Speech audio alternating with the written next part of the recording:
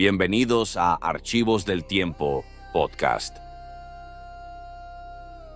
Cada episodio es una batalla contra el olvido. Gracias por estar del lado de la memoria. Comencemos. Bienvenidos a otra edición. Hoy analizamos el guión de un podcast de historia, Alfredo el Grande, de fugitivo a Salvador. Un material que, la verdad, narra muy bien esa caída y resurgimiento del rey sajón. Sí, hasta su victoria en Ethandun. Es un guión muy sólido y hoy nos vamos a enfocar en tres ideas, tres áreas clave para potenciar su impacto. Para llevar una buena historia a una experiencia que sea realmente memorable. Exacto. La primera oportunidad que veo se centra en la motivación del propio Alfredo.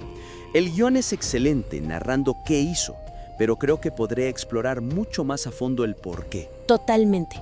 O sea, ir más allá de la secuencia de eventos. Claro, transformarlo en un verdadero choque de ideologías. Estoy muy de acuerdo, es que el guión lo presenta como un conflicto militar, político, y lo es, claro, pero la genialidad de Alfredo no fue solo táctica, fue también filosófica. Y ahí está el punto débil ahora mismo, ¿no? Ahí está, su enfoque sobre todo a ese tratado de paz aparece como una jugada brillante, sí, pero casi de la nada. Como un conejo del sombrero. Exacto. No se siembra antes la semilla de por qué él pensaría de una manera tan, digamos, radicalmente diferente a sus enemigos o incluso a otros reyes de su tiempo. Claro, es una conclusión que no se siente ganada a lo largo de la historia. Entonces, la sugerencia sería introducir este conflicto de cosmovisiones desde mucho antes. Casi desde el principio. Usarlo como un hilo conductor. Que se entienda que no es solo una guerra por territorio. Es una guerra por el alma de lo que después sería Inglaterra. Y fíjate, hay un momento perfecto para empezar a sembrar esto. La ejecución del rey Edmund, que lo usan para practicar tiro con arco. Justo. El guión lo narra, pero podría profundizar. En vez de solo contarlo, contrastar las dos visiones del mundo. Se podría añadir algo como... para los vikingos era una muestra de poder absoluto, un sacrificio a sus dioses. ¿Y para los sajones? Para los sajones, cada flecha en el cuerpo de su rey estaba creando un santo. Reforzaba la idea de que su lucha era divina. Y ¡pum! Ahí ya estableces las bases ideológicas de todo el conflicto. Y con esa base, sus momentos de duda cuando está en los pantanos adquieren otro peso, ¿no? Ya no solo un rey fugitivo. ¡Claro! El guión lo humaniza con la leyenda de los pasteles quemados, que está muy bien, pero esa introspección puede ser más profunda. No está solo pensando en estrategia militar. Está luchando con su fe, con su idea de lo que es ser un rey. Exacto. Podemos usar su formación. Sabemos que era un hombre muy letrado, muy religioso, algo inusual. Mientras está en el pantano, el guión podría sugerir que busca respuestas en los textos que ha leído en la Biblia. Buscando un modelo de reinado justo, no solo uno de supervivencia. Justo. Podría tener un momento de reflexión preguntándose, ¿cómo gobierna un rey cristiano en un mundo pagano? ¿Con la espada o con la conversión? Me encanta, porque entonces la paz que firma después no es solo una estrategia política astuta. Se convierte en la respuesta a esa pregunta que se hizo en su momento más bajo. Es la culminación de su lucha interna. La victoria en Ethandun gana el territorio. Pero la victoria real, la que asegura el futuro, es el bautismo de Guthrum.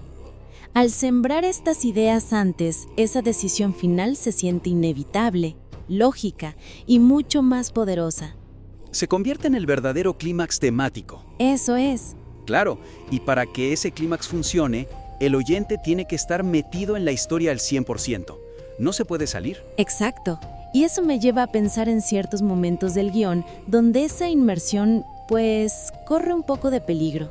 ¿A qué te refieres? A cómo se manejan las definiciones, el contexto histórico. Ah, ya.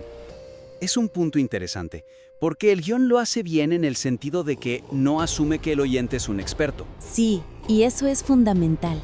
La intención es la correcta. Se toma el tiempo de explicar qué es un Thane o el Fyrd. El problema no es el qué, es el cómo. El formato. Esa segunda voz que interrumpe y dice Thane, noble menor. Eso detiene la narrativa en seco. Es como pausar una película para poner un texto en pantalla. Te saca por completo de la Inglaterra del siglo IX. Totalmente. Y es un dilema, porque si no lo explicas, pierdes a una parte de la audiencia, pero si lo explicas así, rompes el ritmo. Entonces, ¿cuál sería el punto medio? ¿Cómo lo integramos sin romper el hechizo? La clave es tejer esas explicaciones de forma orgánica, que sean parte del cuento. A ver, un ejemplo con Thane. Pues en lugar de la pausa y la definición, el diálogo entre los narradores podría ser más dinámico. Algo como: Bosa, Alfredo envía el mensaje a todos sus Thanes. Y esa es una apuesta enorme, porque esos señores locales son la columna vertebral de su reino. Eso, cada uno con sus propias tierras y guerreros leales. Si ellos no responden, simplemente no hay ejército. Y ya está, das la definición a través de su función en la historia. Ah, claro. La información se entrará, pero de una forma que impulsa la narrativa. Podríamos hacer lo mismo con el Firth. En vez de definirlo, Describirlo en acción. Claro, algo como: y el Firth responde, esa gran milicia sajona, la obligación de cada hombre libre de tomar las armas empieza a reunirse. Granjeros, herreros, abandonan sus campos para marchar. exactamente. Lo captaste a la perfección. Definas el término mostrando quiénes son. Y el oyente lo entiende sin sentir que le están dando una clase. Incluso con algo más táctico, como el muro de escudos. También, en lugar de explicar la formación, descríbela. Haz que el oyente la vea, la sienta. Algo sensorial como: y ambos ejércitos forman esa terrible muralla de madera y acero, el Shield Wall. Los escudos se entrelazan hasta que no queda un solo hueco. Un frente sólido, listo para absorber el primer impacto. Exacto. Entregas la información sin sacrificar ni una gota de la tensión del momento. Al final, de eso se trata, ¿no? De mantener ese hechizo, no soltar al oyente hasta el último segundo. Sí. Y digo último segundo porque creo que el cierre actual del guión rompe ese hechizo de una forma muy abrupta. Sí, es un contraste muy fuerte. A ver, el guión construye un clímax emocional potentísimo. La reflexión final sobre cómo sin Nithandun no existiría Inglaterra es excelente, te deja pensando. Pero inmediatamente después el tono cambia por completo y salta un llamado a la acción súper genérico.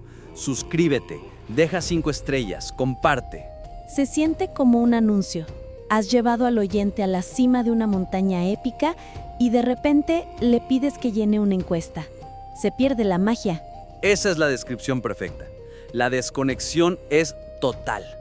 Entonces, la propuesta no es eliminar el llamado a la acción, que bueno, es necesario. Claro, es reformularlo.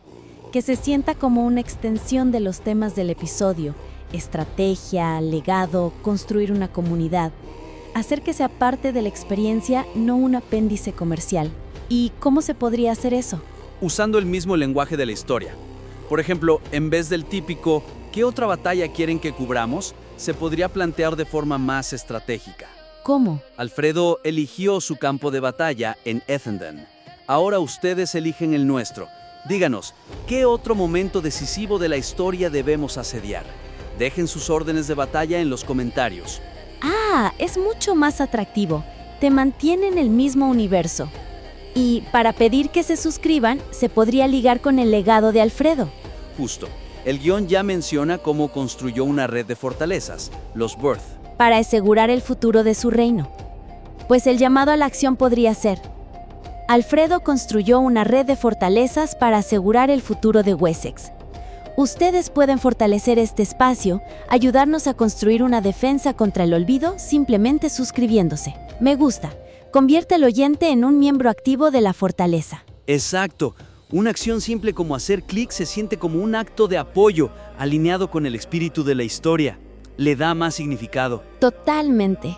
Bueno, en resumen, las 3 sugerencias para llevar este guión a otro nivel serían: primero, infundir la narrativa con ese choque de ideologías, sajones contra vikingos, para darle más profundidad al porqué de Alfredo. Segundo, integrar las definiciones y el contexto de manera orgánica en el diálogo para no romper la inmersión. Y mantener el ritmo. Y tercero, alinear el llamado a la acción final con los temas de la historia, para un cierre que sea coherente y memorable. La verdad es que es un material de partida excelente.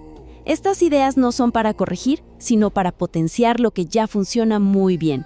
Añadir capas de profundidad. Eso es, pulir la experiencia auditiva para que sea completamente envolvente, de principio a fin. El guión ya cuenta una gran historia.